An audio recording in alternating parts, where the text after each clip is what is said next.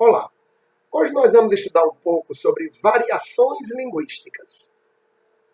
Conceber a língua como um fenômeno de natureza homogênea é desconhecer todo o potencial dessa língua, todas as riquezas que ela representa, todo o universo de possibilidades de uso de linguagem de que dispõe o falante nas mais diversas situações de uso, assim como impulsionado por diferentes intenções comunicativas, assim como também em relação aos mais diferentes usuários, aos mais diferentes falantes dessa língua. Portanto, precisamos compreendê-la como sendo essencialmente heterogênea. A língua é heterogênea pela sua própria natureza. Ainda em relação a essa discussão, vamos compreender que as variações linguísticas constituem um meio, uma forma de adaptação, de adequação de linguagem aos mais diferentes usos. É preciso que nós adaptemos a linguagem aos mais diferentes contextos de uso. E aí sim, vamos usar essa língua a nosso favor. Ainda em relação a essa discussão, precisamos compreender que 4 fatores estão diretamente ligados a essa questão. O fator sociocultural, o fator histórico ou temporal, o geográfico e o situacional. O que seria o fator sociocultural? O fator sociocultural vai nos permitir entender que a língua não pode ser igual para todas as situações, para todas as realidades, porque as culturas são diferentes, porque as condições de vida das pessoas também são diferentes. E aí, não podemos restringir, limitar, usar um só paradigma de linguagem para todas as situações em que nos dirigirmos a uma determinada pessoa. É preciso compreender as condições de produção e de recepção desses textos, para tanto entendermos os discursos dos outros, como também para nos fazermos entender pelos outros. É preciso que os outros também nos compreendam. Aí sim, a língua cumpre o seu papel principal, o papel de entendimento do texto. Então, esse fator sociocultural vai permitir exatamente essa condição. Um outro fator é o fator geográfico. Se a língua portuguesa é falada por outras comunidades, que nós chamamos de lusófonas, como poderíamos imaginar que a mesma língua falada no Brasil seja igual à língua falada pelos lusitanos, em Portugal, e por outros povos, porque ela não é só falada em 2 países, a língua portuguesa não é falada apenas em 2 países, e mesmo em se tratando de Brasil, essa língua portuguesa falada no nosso país também apresenta diversidades, variedades, variações. Porque, considerando as 5 regiões e considerando todas as cidades, haverá de se encontrar uma mudança, haverá de se encontrar uma marca diferente. Isso é natural? É claro que é natural. Existem palavras que são usadas em Portugal que aqui nós não usamos. E até essas palavras podem ser usadas, mas para designar outras coisas diferentes. Se pegarmos, por exemplo, a palavra durex, que os portugueses usam em Portugal para fazer referência a preservativo, nós usamos aqui também a palavra durex, o termo durex, mas não em relação a preservativo. E aí você já vê uma diferença, uma peculiaridade, né, algo que é inerente, que é próprio dos portugueses, algo que é inerente, que é próprio da nossa realidade local, de nós brasileiros. Se pegarmos também celular, para nós aqui, celular, para eles lá, telemóvel. Se pegarmos a palavra trem, para nós aqui brasileiros, para eles lá, comboio. E aí vem uma questão. Quem está certo? Os portugueses ou nós estamos certos? Na verdade, todos estamos certos. Nós todos estamos certos. Por quê? Por se tratar de uma língua que permite muita diversidade, que permite muita mudança, muita transformação, muita adaptação, não poderíamos esperar que essa língua se comportasse de maneira homogênea. Precisamos desconstruir essa ideia de homogeneidade na língua. E em relação à nossa realidade local, o próprio português falado no Brasil também é diferente. Se pegarmos algumas palavras, para nós nordestinos, a palavra jerimum, para outras regiões, abóbora. Para nós nordestinos, a palavra pinha, a palavra ata, para outras regiões, fruta do conde. E aí percebemos o quanto essa língua permite que haja mudanças, o quanto essa língua é dinâmica. Então, trabalhamos com o aspecto sociocultural, o aspecto geográfico, agora vamos trabalhar com o aspecto histórico. O aspecto histórico vai nos permitir compreender que o português, assim como nós evoluímos, assim como nós estamos em constante transformação, a língua também não poderia se comportar de maneira diferente. Porque a língua não está isolada, a língua não está dissociada da nossa vida. A língua reflete também os acontecimentos sociais, os acontecimentos históricos, as culturas, a maneira de falar de cada região, de cada povo. Então ela não poderia estar parada no tempo, obsoleta, estagnada. Essa língua está evoluindo. Desde o português arcaico até a nossa época atual, o português vem se transformando. Desde que os portugueses puseram os pés aqui no Brasil, o nosso português aqui, local, nunca mais foi o mesmo. Porque a proporção que o tempo foi passando, a língua portuguesa foi ganhando, foi refletindo a nossa identidade, a nossa cultura.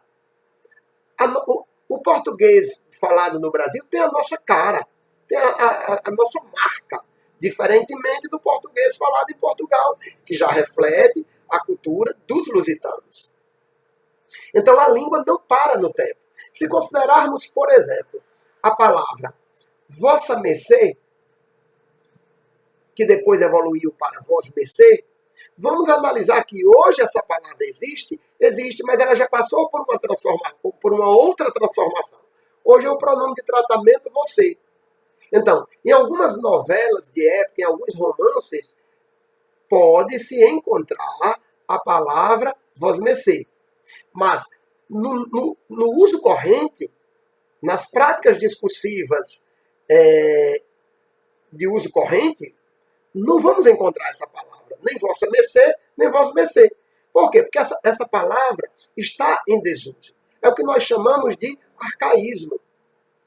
Assim como, da mesma forma que algumas palavras vão sendo deixadas de lado, são os arcaísmos, outras vão surgindo, são os neologismos.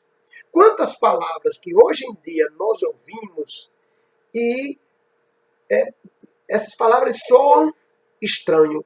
Essas palavras são diferentes porque nós não estamos familiarizados com elas. Quando um jovem fala em selfie, vamos tirar uma selfie. Algumas pessoas mais velhas talvez sintam uma certa dificuldade para entender a linguagem do jovem, assim como o jovem também sente uma certa dificuldade para entender a linguagem dos mais velhos, dos idosos. Exatamente por essa questão, essas diferenças em relação à faixa etária. Mas é uma língua só. é uma língua só. Uma língua só, mas que falada de diversas maneiras, de diversas formas. As gírias faladas por nossos pais certamente não são as mesmas gírias que nós hoje falamos, que os jovens usam na sua linguagem, exatamente por essa questão de que a língua está viva. A língua é dinâmica.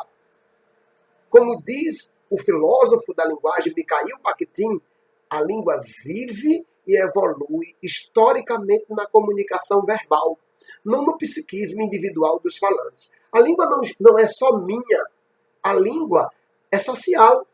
A língua é social. E por que é que eu devo enquadrá-la em um paradigma como se só pudéssemos usá-la dessa maneira? Na verdade, isso não tem como acontecer. E ainda em relação a essa discussão, podemos citar um outro fator, que é o fator situacional. O fator situacional está diretamente ligado à questão do estilo. O estilo, a forma, a elaboração como o discurso vai ser produzido. Ora, como diz o linguista Evanildo Bechara, todo falante da língua portuguesa precisa se tornar poliglota dessa língua. E o que é ser um poliglota dessa língua? É entender que essa língua precisa se transformar, precisa se adaptar às mais diferentes realidades linguísticas. Se eu, como professor, recebi um convite para ministrar, para proferir uma palestra para um público de professores, eu preciso entender qual é a maneira como eu vou elaborar aquele discurso. Quais são as palavras? A questão da seleção lexical. A questão, sempre que um falante vai produzir um texto, seja ele oral ou escrito, ele precisa considerar todos esses aspectos. As condições de produção e de recepção. Quem é o meu público? Quem é o público a quem se destina o meu texto? Vocês já imaginaram? Se eu, como professor, no momento em que estou me dirigindo a uma plateia de professores, eu uso termos, uma linguagem pejorativa, eu uso termos chulos, palavrões. No mínimo, eu vou causar uma má impressão ao meu público. Como um professor, ou como alguém convida um professor para ser um palestrante, numa situação formal, e ele se utiliza de uma linguagem desse tipo. Será extremamente incoerente.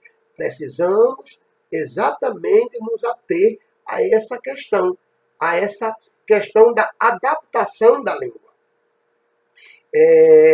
Mas aí vamos entrar numa discussão que é extremamente conflitante. Em relação a todos esses fatores que eu mencionei, o sociocultural, o histórico, o situacional e o geográfico, vamos entrar numa discussão que envolve tanto a linguística como a gramática normativa. Para a linguística, a linguagem cumpre o seu papel desde que ela facilite a comunicação entre os falantes, desde que haja o entendimento entre os falantes. É claro que a linguística não ignora a necessidade de adequação dessa linguagem aos mais diferentes contextos de uso. Para a gramática normativa, a linguagem se congelou de tal forma que ela só pode ser usada de uma maneira. E o paradigma que foi eleito, foi escolhido, que ganhou um certo prestígio social, foi exatamente o paradigma da linguagem culta. Mas isso vai acabar gerando, isso gera, na verdade, o que nós chamamos de preconceito linguístico. Ora, o filólogo e professor Marcos Banho, em suas obras, trabalha muito com essa questão. Principalmente no livro Preconceito Linguístico. Ele vai trabalhar com essa questão, com as relações entre língua e sociedade, mostrando que não existe linguagem certa, não existe linguagem errada, existe, na verdade, um preconceito que se criou em relação a alguns falantes. Esse preconceito, na verdade, tem a ver com a própria cultura, com a nossa própria cultura, que costuma discriminar etnia, que costuma discriminar pessoas de gêneros diferentes, pessoas de situação econômica diferente. Então, por que não também discriminar pessoas que não se adaptam à realidade linguística escolhida como a padrão, como se houvesse uma padrão, na verdade. Na verdade, a linguagem não pode se congelar. Ela está viva. Ela tem um caráter dinâmico. Então, por que ela se congelaria? É preciso que entendamos que o preconceito linguístico precisa ser combatido. Desde ao momento em que a criança chega à escola, em que nós olhamos para essa criança e achamos que ela não é falante da língua portuguesa, que nós vamos ensinar o português a ela. Na verdade, quando a criança vem para a escola, ela já é falante da língua portuguesa. Essa criança já tem um domínio linguístico, já tem uma certa competência linguística. Nós não podemos desconhecer isso. Mesmo antes de o aluno entender a estrutura formal da gramática normativa, ele já tem uma gramática internalizada.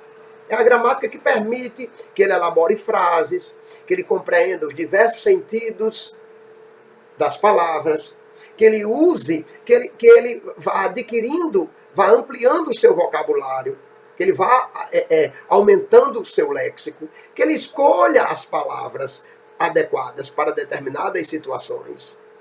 Isso aí não é a escola que ensina.